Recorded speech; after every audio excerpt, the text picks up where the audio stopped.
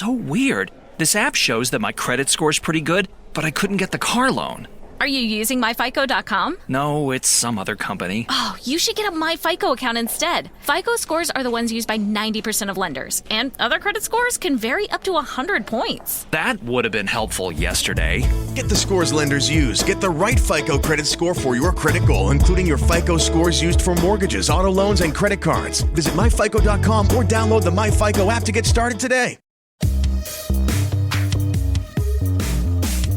Hello, everyone. Welcome back to another episode with the Crime and Coffee Couple. My name's Allison. And my name is Mike. Hello, Mike. Hey, Al. How are you, bub? I'm doing pretty good. I haven't seen you much this week, so it's nice to be sitting next to you in the same room. It's just I like how you're looking at me with confusion. Like, were you in the same week that I was in? Well, I mean, I was here. Like, I slept in the bed every single day. Oh, there was a body in the bed next to me. Yeah, and you could hear me snoring and everything, which probably makes you feel good. I was definitely traveling a lot this week. But nice thing about my job, I don't have to go, like, overnight anywhere. Usually, for the most part, every once in a while. But for you, like people planning on murdering us out there, it's always like you never really know what I'm doing every day. So it's kind of nice. Like it's kind of like we're moving and shaking. You never know. It's not the same schedule every single day. So good luck because I'm going to be here. Yeah, you're my knight in shining armor. Yeah. You want to mess with me? You pick the wrong guy. Murderers, I'm telling you what. Although I don't know if we'd hear anyone come in because we have so many noise machines and such. Oh, that's good to share with everybody.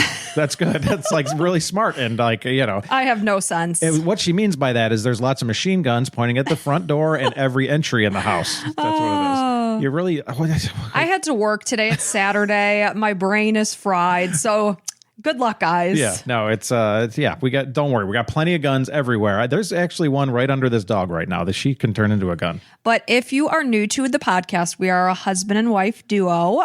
I tell the story. Mike listens. He sits and he looks pretty. Oh, I don't do a very good job of that. But you can find us on like YouTube or if you're just listening now, you can do that. Definitely tell your friends and family about us. We'd really appreciate it. We're growing a little bit here.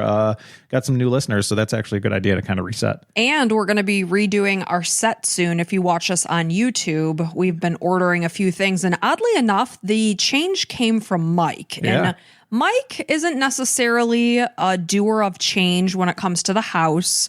God forbid I mention a house project. We're looking at years out, if I say anything. Yeah, so we live in Florida, and it's really nice to go outside and just kind of enjoy the weather every once in a while. Like, for instance, today it's like March 1st. We're recording this, and it's like 75 outside probably. It's like 70-ish, It's yeah. Absolutely beautiful. And Allison might be like, hey, Mike, want to go outside and just like, sit and enjoy? And I'm like, in my head, like, yeah, of course, it sounds awesome. But I know as soon as we go out there, it's like, we got to do something about this, or like you got to power wash the wall or whatever. Yeah, it's never just there's like dark staining down our wall. And why wouldn't my husband look over and be like, oh, you know what? That actually looks really crappy. I should just run out to the garage real quick and just grab the pressure washer. No, it's going to have to be something that I talk about for about 7 weeks before we get it done. Yeah, because if it's against the law to be somebody that's generally just happy with life, then go ahead and put me in jail. Happy with life? Put the cuffs on me because I'm guilty as charged. Well, I'm sorry. When you own a house, there are things that need to be done. Like the bed that's sitting in our garage that we got our daughter a new bed, probably before her birthday. So we're looking at about maybe 5 months ago. Mike, we need to either just get what is it? Not Goodwill. We use the other one. Salvation Army. Just get a Salvation Army pickup. I don't even need money for it. Just get it out of here. I would like to get some money for it. Mother effing bed is still sitting there. We also had a TV or a computer monitor over here that was like blocking my view of the wave files, like the sound. And like it was there for weeks because I was trying to sell it on Facebook Marketplace. I ended up selling it for a whole like $25. Yeah, and I'm just not into that. Like I don't do yard sales, garage sales. I have no patience. I just want it the hell out of here. Like one of our best friends, you know who you are if you're listening, and she listens to us, and she likes to go, get her garage sale on and sell all the things in her house. And we're like, what'd you make today? Like $7.50? Like, is that worth like hours and hours of your own life? But like clearly she gets something else out of it. Like, it makes you clean up and gets all those things. I don't want to talk to people out in front of my house and I don't want to take the time to do it. Just get it out here. Like my neighbor, he's such a sweet, our neighbor, because you live with me too. I do live here, yeah. So our neighbor, he's just a purely sweet person. And he just happened to catch me outside. I was chucking these rocks glasses into our garbage can in the garage, and they were nice, but I don't give a hoot about these 4 glasses because we don't drink anymore. So Mike has no need for his bourbon or whatever the hell you used to drink. And so I just see him across the street. I'm like, hey, you drink bourbon. Do you need these glasses? He's like, no, but I'll put them in with my pile for blah, blah, blah charity. And I'm like, oh, God, I'm a terrible person. We usually just toss it in the garbage. So sorry no, a about lot that. of the times we do Goodwill or Salvation Army, whatever. Mainly one of those. because they can pick it up for free. That's the best Yeah. part. Oh, and I discovered Sheen yesterday. Oh, my gosh, I'm Alice- late to every party. Yeah, it's 2025 and Allison's discovered Sheen. Now describe it for those that are also like you that don't know about it. Well, it's not that I didn't know about Sheen. I knew it existed. You're old, like you're 45. So like I think there's a lot of people similar to our age and up that are listening. So explain it. So it's just super, super discount clothing. So we're going to be taking a cruise for our anniversary. So I was like, oh, maybe I could look for some tank tops or something. My wardrobe is a joke because I'm either in scrubs, workout clothes, or just casual stuff. So I'm like, maybe I can get a few things. I'm like, oh my gosh, these things are like $2-3. I imagine as soon as it gets wet, it's just going to dissolve. I'm not sure. But I think I had like 23 things in my cart and my total was like $74. Yeah, and Sheen is SHEIN. And people are probably like, you idiots. We've been going on to Sheen for years. Right. Anybody under our age is basically, we've probably been done it a million times. But I've purchased our daughter things on Sheen. I've just never looked for myself. yeah, so generally they say just like expect like 25% of it's going to be garbage food. Yeah. So we'll clothing. see. Who knows? Right. So yeah, things are good. If you love what we do, you can always subscribe to Patreon or become an Apple subscriber. You get access to an extra episode every week, depending on your level of subscription.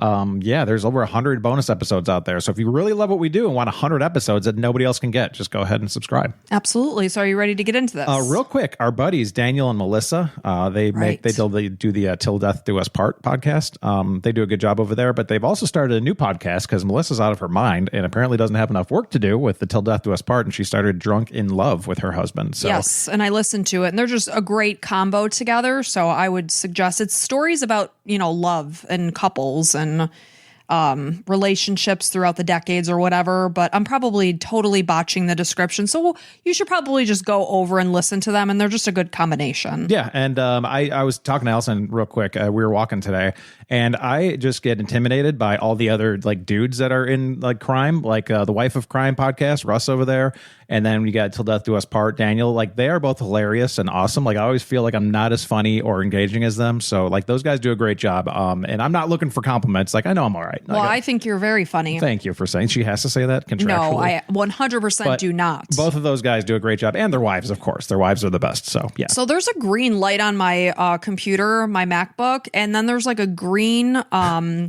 FaceTime symbol up at the top. I don't know what that's all about. If anyone's watching me right now on my computer, they're going to be so bored out of their wits. You might be on a FaceTime call? No, I don't know why it's there. It's not on a FaceTime call. This has been happening for like a week. I never noticed this green light, but somebody might be watching me right now. I'm sorry if you are, because my life is pretty boring. Wait, let's stop. Let's just see what. And I had to edit real quick and say, why don't you turn off whatever is on? And Allison had her camera on. I don't do that. I just keep going with what the problems are. That's my girl. Until my husband can solve the problems for me. You got this, sweetheart. Go ahead. Okay, so you ready to get into this? I am. Let's do it. All right, let's do it. So this is a sad case, and it does involve a child. And this is the murder of Zander Lyda. So this is a case suggestion from Mia, so thank you so much, Mia. It was the night of Thursday, January 5th, 2023, and April Lyda's life changed forever. And she has since been left to grapple with a kind of grief that no parent should ever have to face. At the time of this case, April was a single mom. She was living in Tulsa, Oklahoma, raising her 3 children, ages 3, 9, and 12. So April headed upstairs to bed in the apartment that she shared with her children. She said goodnight to her 9-year-old son, Zander, and her 12-year-old daughter. And that night, her 3-year-old son wasn't there because he was staying the night at his dad's house. So it was only herself, her daughter, Zander, and their 2 cats that were inside their apartment as she's heading up and saying goodnight. So fast forward to just before midnight, and April woke up to the sounds of what she would later describe as the worst scream ever. So she jumped out of bed and she rushed downstairs to where the sounds were coming from. And she initially thought that her son was maybe having a nightmare, maybe a night terror. She wasn't sure because, again, when you're jolted out of sleep, it takes you a moment to get your bearings as to what's going on. So Zander wanted to sleep downstairs that night, and April agreed since he didn't have school the next day.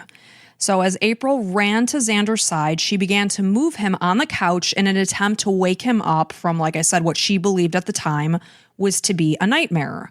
And she was stunned and confused when she noticed blood. And when April tried to understand what was going on, what was happening, Zander managed to say, "She stabbed me." And she couldn't wrap her head around what he was talking about, who he was talking about. And by this time, Zander is now fading in and out of consciousness. So April immediately dialed 911 and she was instructed by the dispatcher to start chest compressions. So in the midst of all of this chaos and panic, April was unable to find her daughter. So she was just trying to tend to her son, do chest compressions as she was being told to, as she's meanwhile yelling out her daughter's name, fearing that someone came into the house while she had been asleep upstairs. So she considered that her daughter had fled from the home out of fear, that maybe while Zander was being attacked, her daughter ran from the house. So while April waited for help to arrive, she lifted Zander's shirt, and here's when she noticed puncture wounds to his chest. So by the time authorities who had their body cameras running as they entered the home, they rushed into this apartment. It was in the Tulsa St. Thomas Square neighborhood, and they were met with a frantic 12-year-old little girl who came rushing down the stairs. So as they're entering the home, this child is rushing down the stairs kind of in their direction. She's hysterically crying, and she's repeatedly screaming, "I'm sorry, I'm so sorry." The girl was taken outside and placed eventually in handcuffs after she confessed to being the one who stabbed her 9-year-old brother, Zander Lyda. She stabbed him 3 times in the chest. Crazy. I'm so sorry. I'm so Come here. sorry. Come here. I'm so sorry. I'm so sorry. Stop. We're just gonna put handcuffs on just for now. I'm sorry. Just pull up your pants. Where's the knife? Sorry, Dad. I'm sorry. I don't know what chest. I'm so sorry, Mom. I'm sorry. Please. I'm so sorry. Julie, you better pray to God. I am praying, Mom. I'm so sorry. I'm so sorry. How old are you? I'm 12 years old. Where's the knife? I was upstairs in my room and I threw it out the window and it's behind the apartment right here.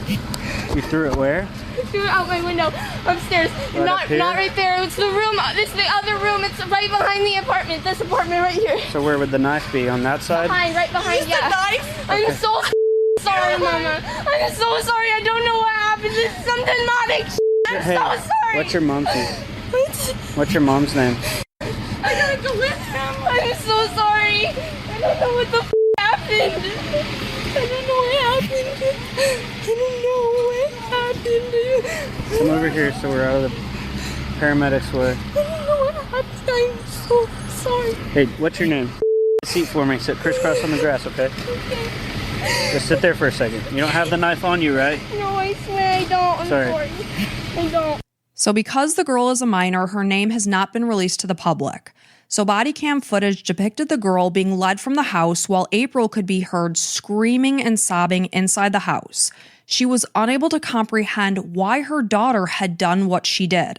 So her daughter is out front in the yard, just kind of slightly outside the front door, and April came to the doorway, I should say, and she was yelling out to her daughter, "There's stab wounds in the chest. You better pray to God he effing lives." Oh, so she knows right now, instantly, that because she heard her daughter saying, "I'm so sorry, I'm so sorry." Right. And what all went down in the time that she dialed 911 until authorities arrived, I'm not sure what the interaction was with her daughter and what she said to her mom. And Zander clearly saying she stabbed, or, I can't believe she did that to me. Yes, So and she is always like a red flag. It's like, okay, like usually it's a man or something, like if it's an intruder of some sort. Yeah, you would expect it to be a man. Yeah. So he didn't necessarily name his sister. He Right. just said, "She stabbed me," and then he started fading in and out of consciousness.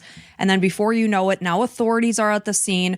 They're tending to Zander. Her daughter's being let outside. Everything is happening so quickly. And like I said, just minutes before, April was, jolted out of a sleep. Right. So this is chaos and devastation and just horrific heartbreak all happening in a matter of minutes. You've got your 12-year-old daughter out front of your house just admitting basically to stabbing your 9-year-old son who's bleeding out in the basement. And it's just in the family room of the house on the first level. There was no basement that I was aware of. They weren't in the basement. So now standing in the front yard, the young girl told the officer that after she stabbed her brother, she ran up to her bedroom and threw the knife out the window because that's what officers were asking. Where's the knife? So she continued to apologize over and over as she said she had no idea what happened and that it was some demonic crap, but she used the S word. I try not to swear too much on this podcast. So she walked the officer around the backside of the apartment building and basically gestured, you can find it over there, because it was evidence he didn't touch it at that point in time, but she was able to show him where the knife would be found. So 9-year-old Zander Lyda was described as one of the sweetest boys. He had a huge smile. He loved to ride his bike. Typical things. He liked to play Fortnite. He would hang out with his best friends. He loved spending time with his mom and even just doing the mundane tasks of running errands together. As long as he was with his mom, he was happy. Zander loved pizza, tacos, and ice cream. And he was said to be an incredible kid who really wanted nothing more than to make those around him proud. So he just did everything he could to make people feel at ease and happy and just proud of him. Sounds like a great kid. Right. So inside the home, April watched in horror as paramedics were now tending to her 9-year-old son. Could you imagine that? Like the light of your life, little boy or girl or whatever, just like, or if you have a niece or nephew, just like laying there bleeding out, like surrounded by paramedics, and like you're just hoping they can like somehow live. No, I can't even imagine it. And you're thinking about a typical evening when you're just at home. It's just you, your daughter, your son, your 2 cats, you're hanging out. April's getting tired. She says goodnight. I'm going to go up to bed. Zander didn't have school the next day. So he said, Mom, do you mind if I sleep down here on the couch? She said, fine, no problem. You go upstairs thinking you're going to wake up in the morning and it's going to be another normal day. And that just wasn't the case. Her entire world was flipped upside down in the time that she went to bed until, this all happened. And truly my heart breaks for her because I can't even imagine what this must have been like. So these paramedics are in the family room desperately trying to save this sweet 9-year-old boy's life. And meanwhile, her daughter, her 12-year-old, is out front with handcuffs on and her arms are behind her back. I mean, it had to have been beyond surreal. So after Zander was rushed to the hospital, he was immediately taken into surgery. And while April's daughter was safe in the custody of the authorities, April followed the paramedics so that she could be at the hospital while her son was being tended to. So meanwhile, the girl continued to sit and speak with officers. Again, at this point in time, she's still on the grass right outside the front door. And she was asked if she had any cuts on her body. She told the officer that she did. And when her hoodie was removed, the officer was able to see that the majority of the cuts that were on her arms, they looked old. And one wound did appear to be fresher. It wasn't bleeding. It's not like she required medical attention for this wound. So basically, he kind of draped the hoodie back over her body so that she was comfortable. So after she was transferred in the patrol car, she was still sitting there, and she continued to speak with an officer that was sitting in the car with her. And she was just telling this officer over and over that she was going to jail. And as they sat inside the parked patrol car, she asked the officer if she would be going to jail. And he told her it was just too soon to know what was going to happen. Well, let's see. You just stabbed your brother. It's a good chance, but I don't want to be the one to tell you the bad news in case you flip out and try to stab me. So she's sitting in the car and she said, I ruined my life. I ruined my whole future. It's all my fault. So the officer tried to comfort her as he told her that nothing was ruined and it was nobody's fault. Like you said, he's just trying to keep the situation calm. He's like, can you stop talking to me? I just want to leave here. Can't wait to clock out. So as she remained in the back of the patrol car, the girl told him a story about a time when her math teacher took medical leave to undergo cancer treatment. And when he came back, it was only just the day before. She said it just made her happy. It made her like math that much more. But it kind of just gives you the idea that we're dealing with a 12-year-old here. Yeah, clearly this was some kind of psychotic episode. Like, I'm sure you're going to talk all about it. It's pretty sad. So she continued to cry, and she started repeating softly that she was so sorry. She was basically saying it to herself. I mean, a big thing here is like taking ownership of it. You know, a lot of kids have a hard time with that. They always blame other things, but she's taking it right on the chin here. So, but I mean, yeah, you got to face the charges. Right. So she's, muttering to herself, I'm so sorry. I'm so sorry. And she began to pray. And at one point she whispered, I'm so sorry. God, please help me. What the F? Please effing please. So she told the officer that, while her mom was at work, it was oftentimes that she was home and she was kind of watching over her 9-year-old brother. This is Zander. She explained that she also had a younger brother. He had just turned 3 in October, but he spent every weekend at his dad's house. So at one point she said that she wanted to wake up from this nightmare that she was in, and she continued to insist that she was going to jail since what she did was what she said, super illegal. Yeah. So in reference to the handcuffs around her wrists, she asked the officer, are the handcuffs necessary? I'm a good child. So the officer explained that the handcuffs were necessary due to the departmental procedures because of the nature of what she did. So when she was eventually transferred to the police department, the handcuffs were taken off and she was allowed to go and use the restroom. So then April came to the police station to talk to the officers, give a statement as to what happened. So when she first sat down with the officers, she was just discussing the horrific events of the night. She was told by the officer that Zander was breathing and the medical team was doing everything that they could. So he explained that he had just talked to the doctor, and what he told April at that point in time was, it's all good things right now. So with this news, you could see that April immediately breathed a sigh of relief and she sobbed, I don't want to lose both of my kids tonight. However, tragically, sometime after this conversation, Zander took a turn for the worse and he succumbed to his injuries at 2:30 in the morning. Oh man, that really sucks hearing that like things are going in a good direction and you're like, okay, these guys know what they're doing, and then just gone. So before she was made aware of the devastating news, April conveyed that she could not wrap her head around why her daughter had done what she'd done to her little brother. She elaborated that she had never been aggressive. Yeah, they're siblings. They argue, just like typical siblings do. But she said never once had they even gotten into a slight physical altercation. So it's not like they would wrestle around and hit each other out of anger. But like even a lot of siblings do just because they're kids. Right. Like that's interesting. So like these would be like some of the last kids you would ever think this would happen to. Right. Totally unprompted is what she's getting to. Nobody does selling better than Shopify. Shopify is the home of the #1 checkout on the planet. And the not-so-secret secret, with Shop Pay that boosts conversions up to 50%, meaning way less carts go abandoned and way more sales going through. So if you're into growing your business, your commerce platform better be ready to sell wherever your customers are scrolling or strolling. On the web, in your store, in their feed, and everywhere in between. Businesses that sell more, sell on Shopify. Upgrade your business and get the same checkout that Skims uses. Sign up for your $1 per month trial period for 3 months at shopify.com/Westwood1, all lowercase. Go to shopify.com/Westwood1 to upgrade your selling today. Shopify.com/Westwood1.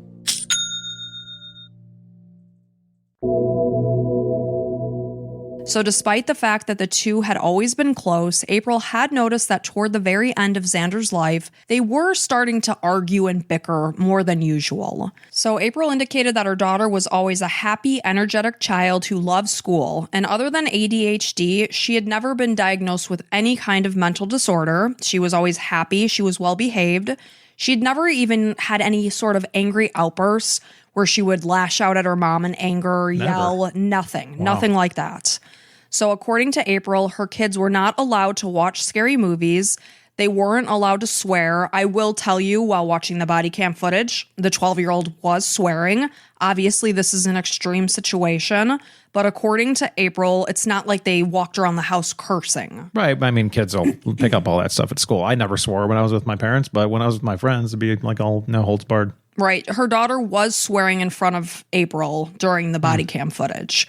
So her daughter had never, ever displayed any hint that she was capable of any sort of violent act, let alone stabbing her 9-year-old brother unprompted to death. So she admitted that her 12-year-old was beginning to rebel, but, at the time she just believed it was her trending towards teenage years and that it was just normal. So yet after April went to bed that night, Zander and his sister were just sitting on the couch doing something completely normal. They were watching their favorite show. This was Henry Danger. So suddenly, for whatever reason, the 12-year-old went into the kitchen. She grabbed a 5-inch steak knife and she walked back to the couch where Zander was sitting, watching his show, completely unaware that he was in danger, that his life was close to ending at this point in time. And suddenly she plunged the knife into her brother's chest 3 times for no apparent reason whatsoever. I can't wait to hear what was going through her head when this all happened. I'm sure you're going to cover that. I will tell you, I'm going to give you as much detail as I possibly have, but because this is a case that if it ever does go to trial, we don't know, but because it involves a minor, there's a lot of information that isn't necessarily there, but I did get as much as I possibly could. And I know you probably know her name.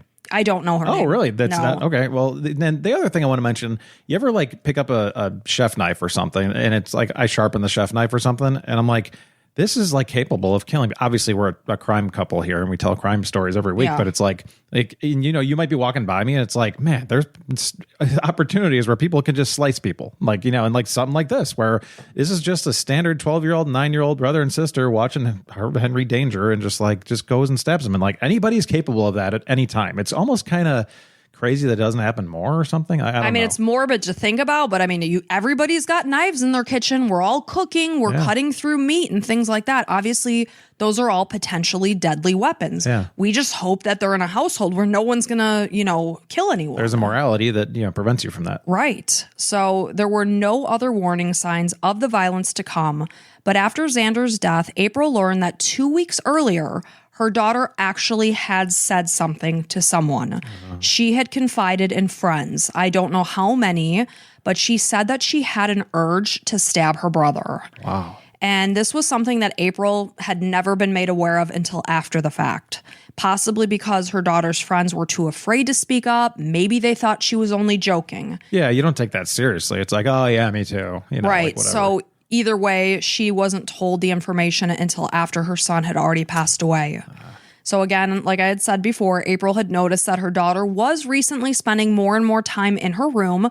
We have teenagers, and oftentimes they do want to spend time in the room. As soon as they come home from school, they each march to their rooms and close the door. Right. And I'm always our daughter is way more likely. We were just sitting on the couch having smoothies and watching The Office together. Our son lives in his underwear in his dark room, on his bed, basically. And today at baseball, he sprained his ankle, and he is going to milk the hell out of the sprained ankle and basically probably say, I have to eat dinner in my bed. Yeah. Oh, he's going to. We're going to let him because he's going to have a not ankle. Me. That kid's going to march his ass out to that kitchen table.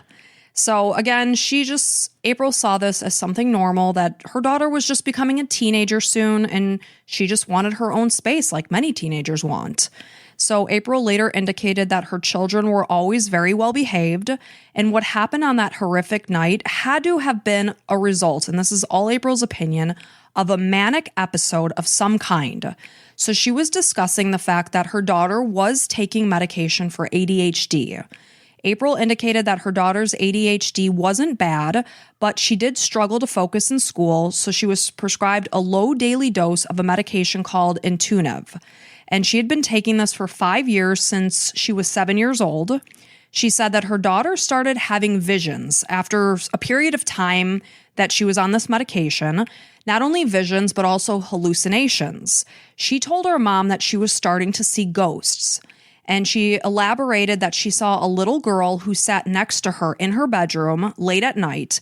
Her face was cut up and bleeding. I mean, can you imagine how scary that would be for a child, for anybody? Yeah. My gosh, if I woke up and I saw a vision of a child sitting on my bed with her face cut up, That's horrible. Yeah, and it's really sad because it's like there's nothing she can do about it, and I'm glad she shared it, right? You have to. Like, if you're having those kind of visions, definitely share them with somebody because it's not what should be happening in your brain, and there's some kind of chemicals that are off, and hopefully there can be, it can be fixed somehow or adjusted or whatever, and it's got to be such a scary feeling to, like, just know that, like, this isn't happening, but my brain's seeing it or whatever. It's like you can't trust your own mind. Right.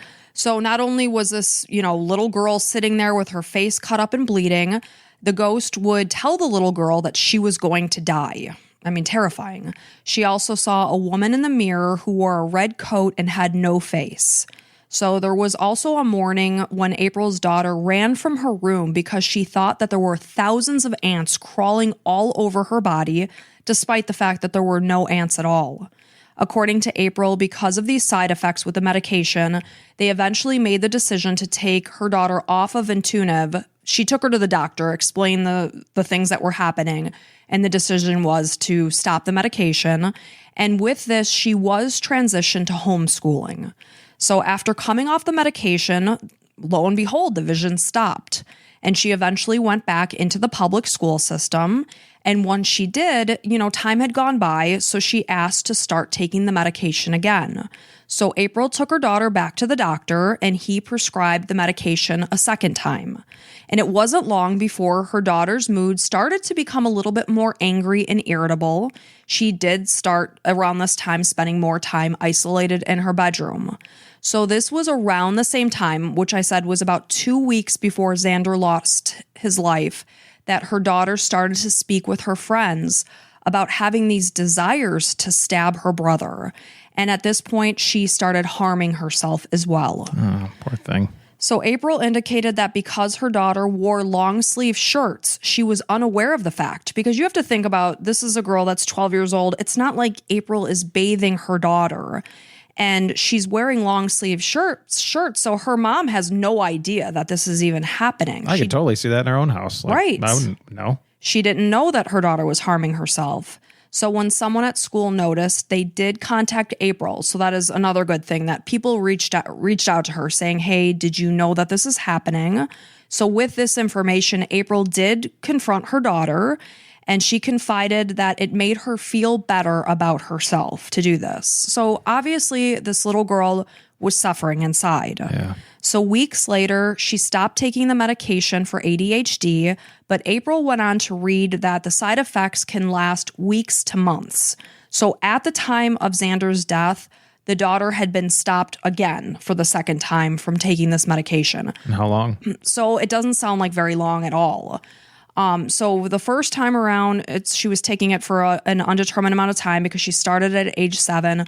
At some point in time, she started seeing these visions of the little girl, the lady in the mirror with the red and no face, the ants crawling on her, stopped it. She was fine, started it again. That's when she started to get a little bit more aggressive, etc. I looked up side effects of Intuitive, I believe. Yeah, Intuitive. And it's like dermatitis, cognitive impairment, hallucinations, accidental falls, chest pain, syncope, depression. Syncope, which is dizziness. Yeah. So, I mean, just like any medication, that's something you have to talk to your doctor about because every medication has side effects. You look at the risks, versus the benefits. Right.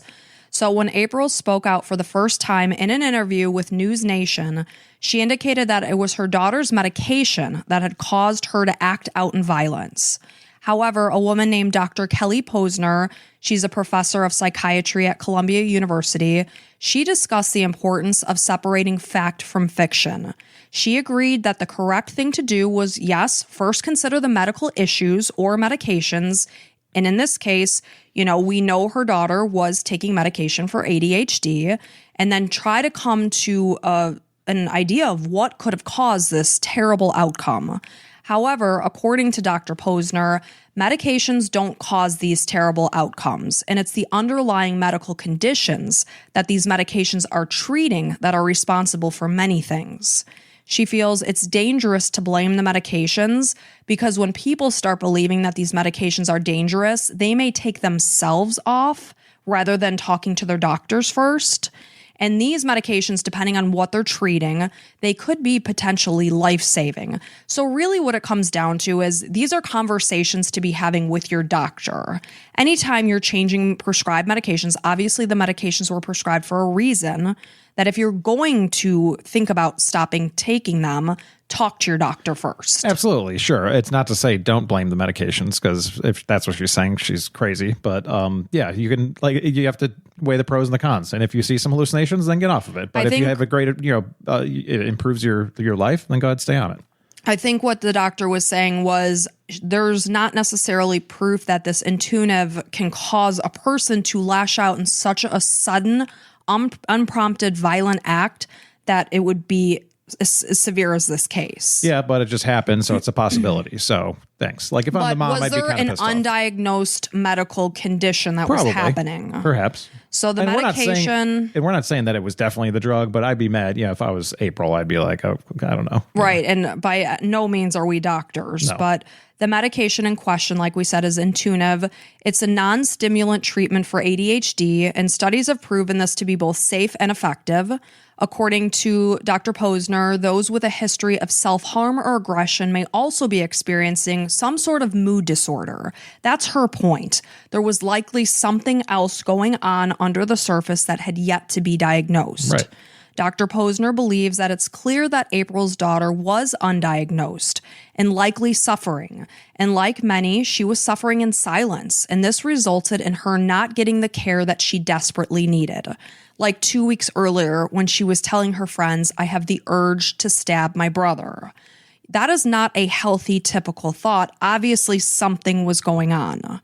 So Dr. Darcy Sterling, she's a licensed clinical social worker. She agrees that pieces of the puzzle are definitely missing in this case, and the medication was likely not the only factor at play. Right. As she had never heard of a situation where a child inadvertently did something like this with zero warning signs.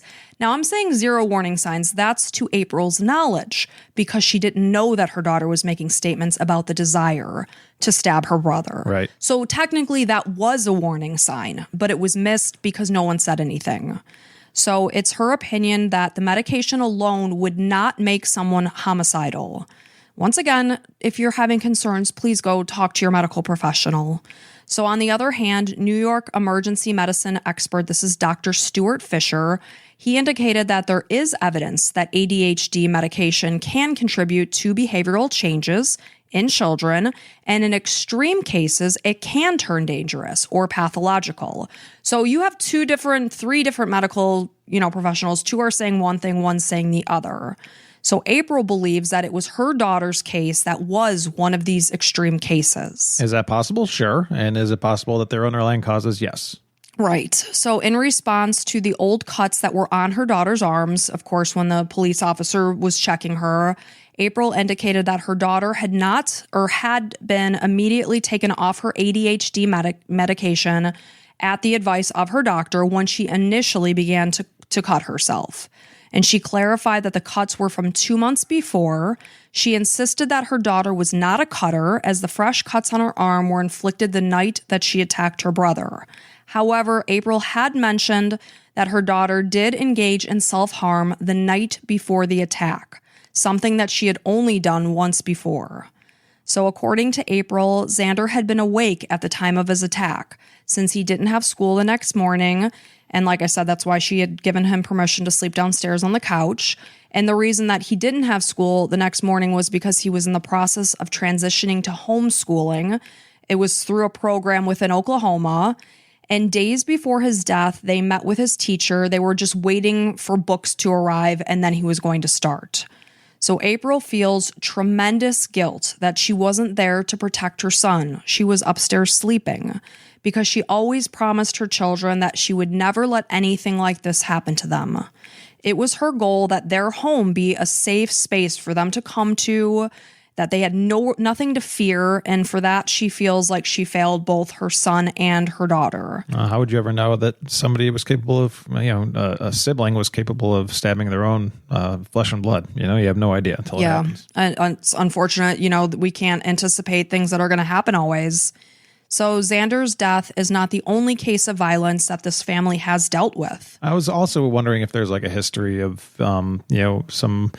just mental things in the family. I don't know if they knew that or not. So in 2017, when Zander was 4 years old and his sister was 6, Zander's father, this is Levi Lyda, he was charged with felony animal abuse in Missouri for allegedly torturing his daughter's kitten to death. There you go. Well, this is not her father, okay. but he was involved in her life. Really? Yes. That is interesting. Okay. I'll tell you more about her father, though. So this is Zander's father. So at the time of this incident, he and April were divorced, but he was there at the house. He was by himself. So April comes home and she notices drops of blood inside. And of course, she asked her ex-husband what the hell happened. And Levi told her, I got rid of the cat. She eventually found the kitten's lifeless body in the backyard. So Levi told investigators that he was extremely intoxicated. He drank a 6-pack of beer and then a half bottle of vodka. And he said he does not recall killing the kitten, but he elaborated that after the family cat gave birth to the kitten, caring for it had become a burden to the family. So he said, I guess that's why I did what I did. Yeah, just kill it. What else are you going to do? This helpless family pet. Crazy. So he eventually agreed to a plea deal that traded jail time for substance abuse treatment. And at some point, he was cited for beating a fellow inmate so severely that this man sustained moderate brain injury. Levi is not the biological father to April's 12-year-old daughter, but April told investigators that he did treat her like she was his own. Yeah, I'm more worried about the genetics of it all. Right, but somebody that you're in the presence of often. Oh, yeah, it's definitely not a good thing to be around that guy. Right. So oftentimes, Zander's dad was not around the kids because he was dealing with substance abuse issues. And she said that he would only be allowed to see the kids when he was sober. So April said that she had not realized that Zander's father was an alcoholic not until 8 months after they got married. And they lived apart during a lot of their marriage once she realized that he was dealing with, alcohol use disorder until they ultimately divorced. So April gave birth to her daughter in 2010, and records show that the girl's father is a convicted felon who is currently behind bars. He's been in and out of the prison system since January of 2014. In April of 2023, this is 3 months after her daughter killed Zander. This is, the little girl's father. He was involved in a police chase. So it was just a routine traffic stop. Apparently, he had a defective taillight. So the officer flipped on his lights to get him to pull over.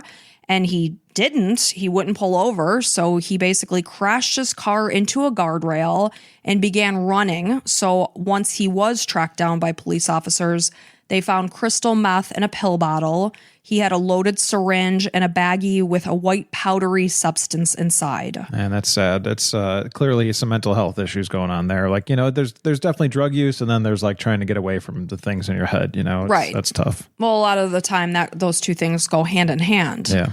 So the man also has ties to the white supremacist gang. This is the Universal Aryan Brotherhood. Awesome.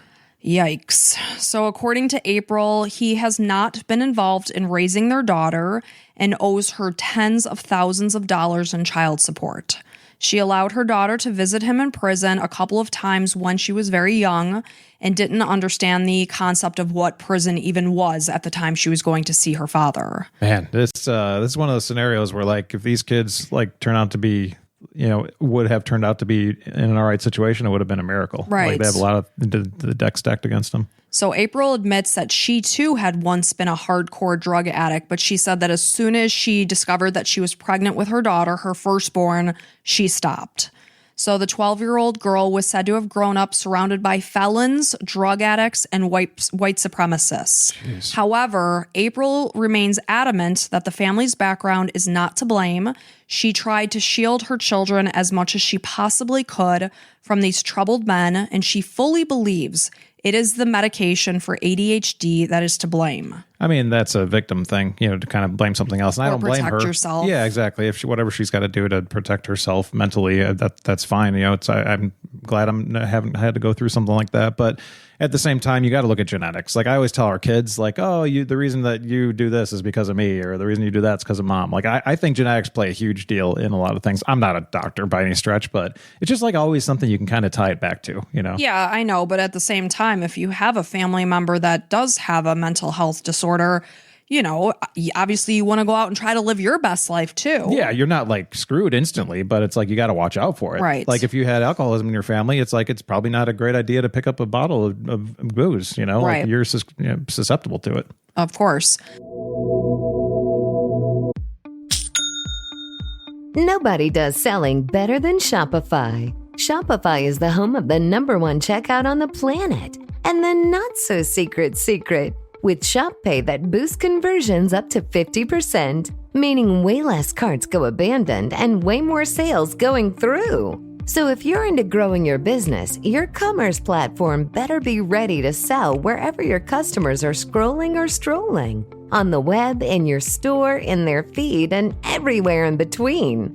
Businesses that sell more, sell on Shopify. Upgrade your business and get the same checkout that Skims uses. Sign up for your $1 per month trial period for 3 months at shopify.com/Westwood1, all lowercase. Go to shopify.com/Westwood1 to upgrade your selling today. Shopify.com/Westwood1.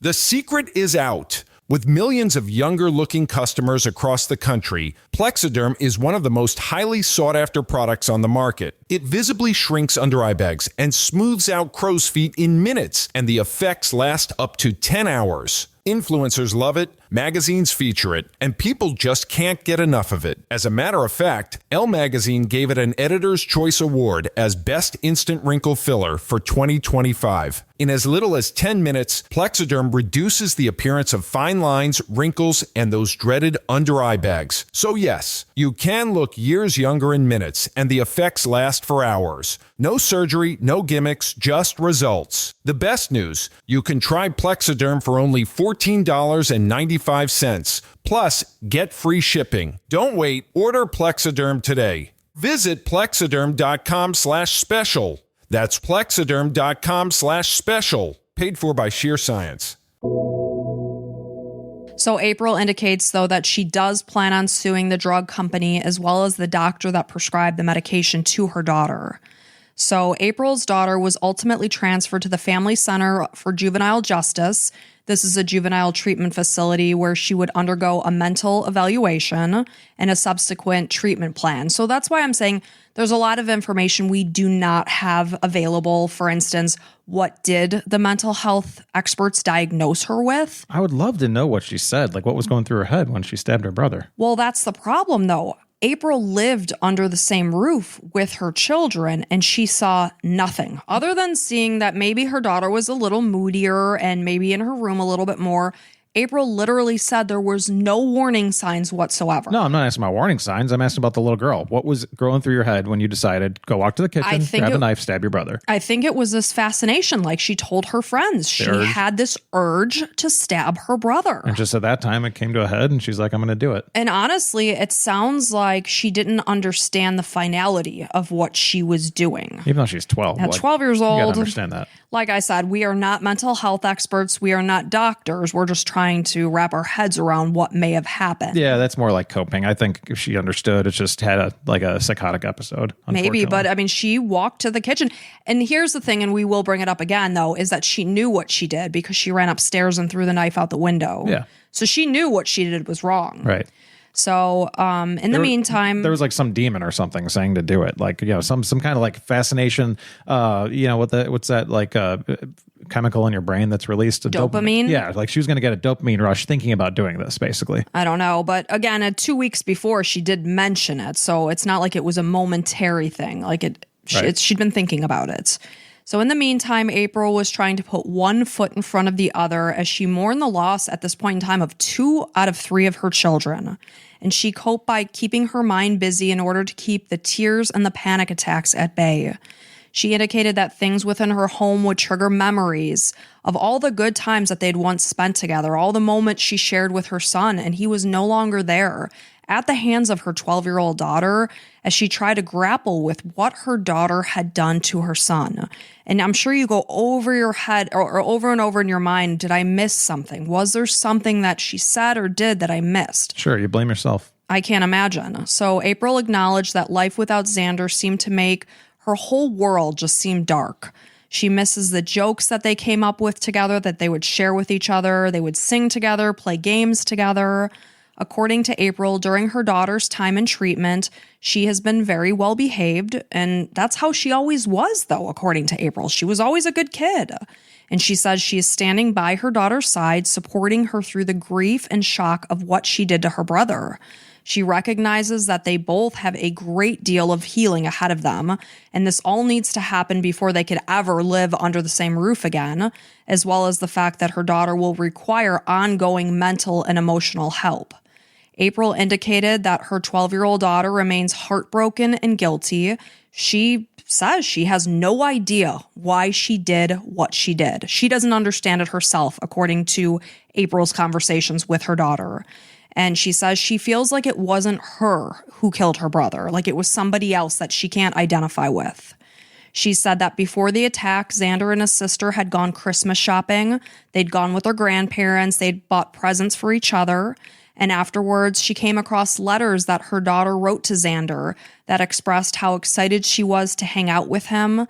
And Zander had taken one of the letters that his sister wrote, and he cut it into the shape of a heart, and he posted it to his wall in his bedroom. Oh, that sucks. It's like so sweet and shows you that it probably wasn't really her, you know, right. Multiple personality, something or other, bipolar. You know, I don't know. I'm not a therapist, obviously. And that's what, you know, her as poor April was sitting with the police, she was just not understanding. She's like, I just don't get it. Like they loved each other. They loved each other. And, you know, you think about the sweet little 9-year-old boy taking the time to get scissors and tape and cut it into a heart and put it on his bedroom wall because he wanted to see the sweet words that his sister said, not realizing that soon the reason why he would die would be because of that same person. Yeah. Like the two things just don't go together. So because of the girl's young age, many details about this case have not been released, including the possible charges that she would potentially face. A law in Oklahoma allows children 13 and older to be charged as adults, and those under this age, or I should say as children under this age, lack decision-making abilities that older children potentially possess. So it's unclear how far the girl was from her 13th birthday, but she was 12. So at the time of Zander's murder, she was 12. Had she only been a little bit older, she would have had a much different road ahead of her. Interesting. So she could have faced 5 years in juvenile facility until she was 18, and then potentially spent the rest of her life in prison. She may have been only a month away from her 13th birthday. I don't know when her birthday was, but the point is, because she was 12, she will likely spend a few years in this juvenile facility before she's released back home to live with her mom and her other little brother. So if there is a trial, she could attempt an insanity defense, arguing that, you know, maybe she was under the influence of this medication. She wasn't actively taking it, but it was just recently discontinued. And like I said, April had read that the side effects can continue on for some time. It was discontinued? She was taken off the medication prior to Zander's murder. Right. So, you know, again, she could say maybe her judgment was impaired. She wasn't the person she normally was based on this medication. But like we had said before, according to this Carter Jennings, he's an Oklahoma criminal defense attorney who handles juvenile cases. It would be unlikely that she'd be successful in this because of the fact that after she stabbed her brother, she had the wherewithal to run up the stairs and throw the knife out the bedroom window, therefore knowing that what she did was wrong. So in this act, she was covering her tracks, and this would not suggest a diminished capacity defense. So her sentence will focus on rehabilitation, and according to Jennings, these juvenile facilities are under guard, and they can be very, very unpleasant. So it's not like I'm, you know, trying to paint a picture of this like lush facility that she's at. I mean, oftentimes it does resemble prison. Real quick, I think if I was a defense attorney, I could probably defend her. And my story would be that she had an episode, and obviously, you know, I'd get with doctors and stuff to build my case, but I'd say she had an episode, and she ended up stabbing her brother. And then she came to and kind of saw the knife in her hand, saw what she just did. And like anybody was like, what happened? Like went to her room, her safe space, still has this knife in her hand that she just killed her brother, threw it out the window because she didn't want it in her hand. And I could picture that, and to sell that to a jury, which isn't too far from the possibilities, it's not like she was trying to hide it and hid it under dug under something, or like hid it under a blanket or something. Yeah, but she did throw it out the window so that it wasn't there. But I think that's like an acceptable thing. Like as I talk about being the commissioner of death, I think she has an opportunity to be rehabbed. Like I don't feel like this is like her who's like actually killed him, but obviously there's some demons that she has to deal with. Something's going on there for sure. And I think that's the whole idea, is that, children under a certain age, they do want to do more rehabilitation rather than just stick them behind bars and throw away the keys. Yeah, well, and also this was I'm not crazy. Like a knee jerk. Yeah, and I know she thought about it beforehand, but that was the side of her that did this. That was the personality that came out and like, oh, I just want to stab my brother. And then she probably snapped out of it, and then she's taking a meth test, And then when she was sitting there, unfortunately, she wanted to stab him, and that was bad timing, horrible, so obviously. Just be sitting watching Henry Danger and walk over to the kitchen and grab the knife and not think in the time it took her to grab the knife and walk back to where her brother was sitting on the couch like, what am I doing? Yeah, I truly don't feel like she's an evil human being. There's an evil in her. But, right. Something's going on there. Hope to manage that. Like that one doctor said, there has to be some undiagnosed condition that, we just didn't know about in this case. And I would never let my other son be around her, obviously. That'd be really scary. Yeah. So again, where she is right now, it's not exactly prison, but it is very serious. And while she's at this facility, she might potentially be restrained by cuffs. That's probably unlikely because April said her daughter is how she always was, very well behaved. They might have to eat at certain times, sleep at certain times. So basically things that are very reminiscent of prison. Reports indicate that the facility where April's daughter is receiving care from her team of counselors and psychiatrists, it does resemble a school in certain areas. It does have a gym. It has an outdoor recreation area. But at night, the children are in lockdown. They're in their rooms.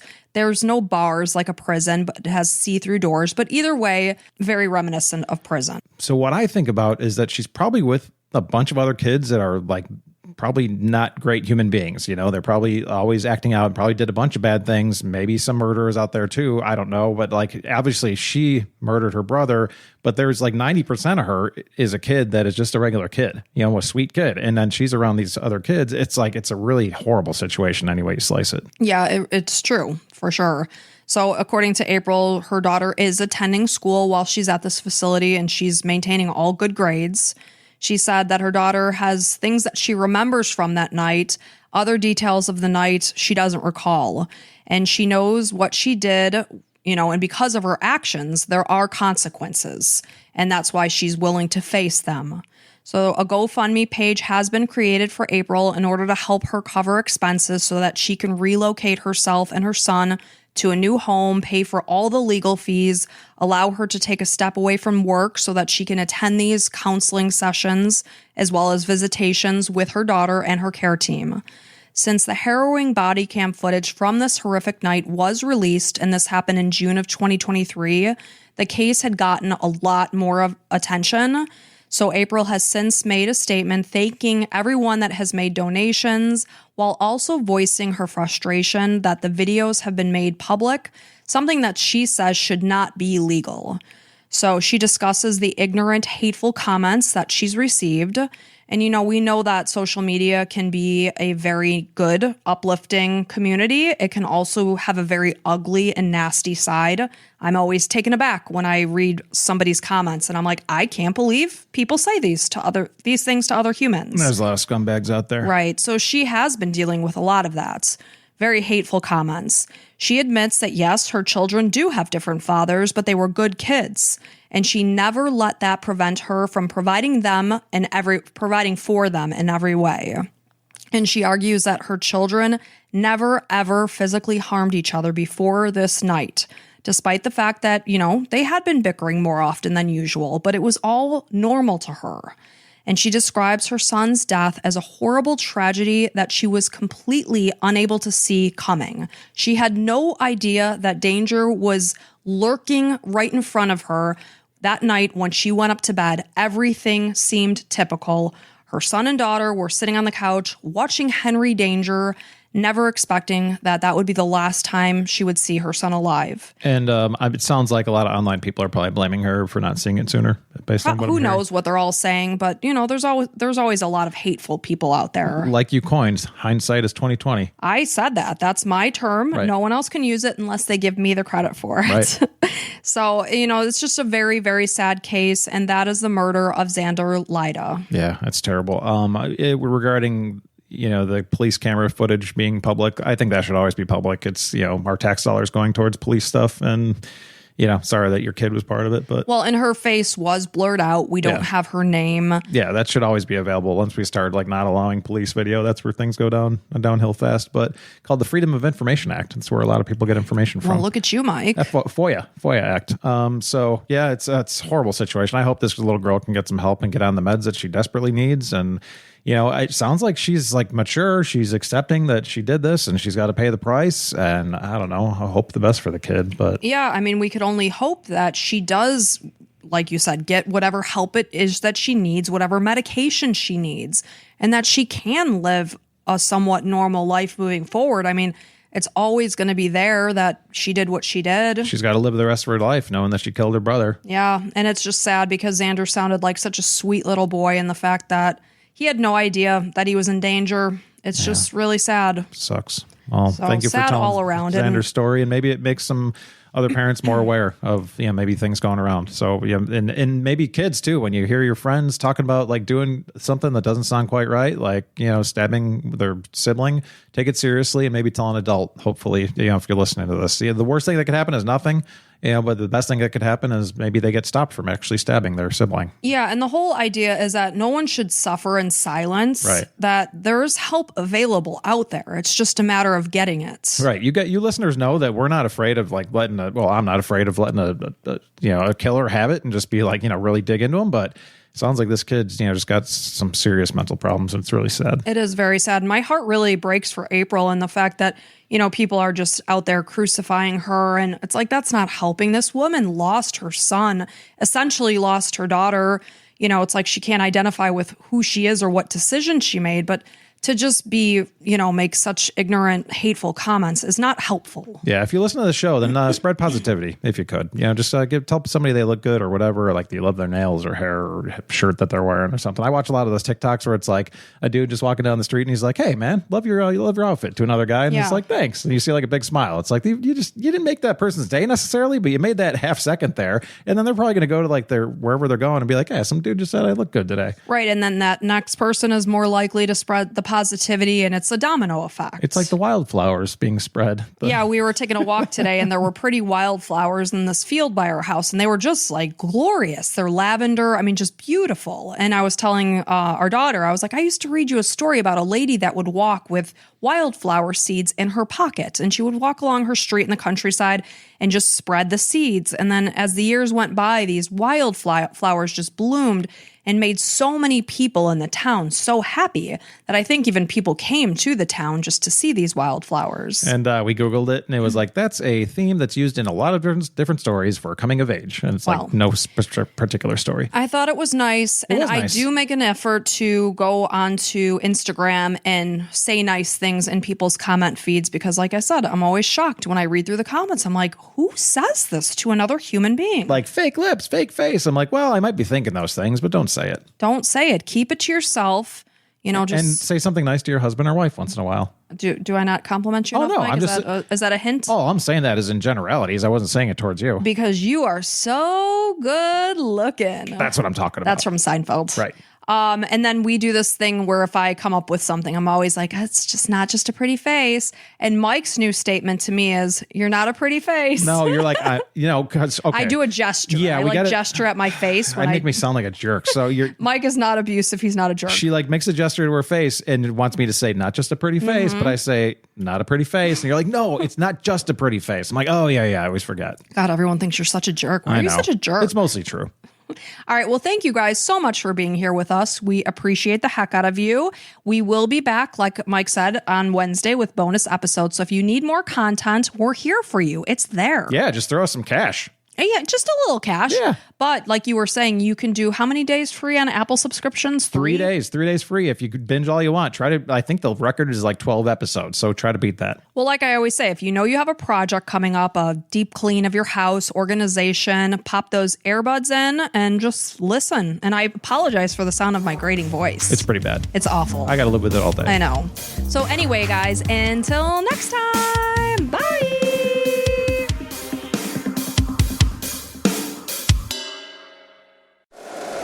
If you like the show, please take a moment to rate, review, and subscribe. It really does help the show to grow. Thank you for listening.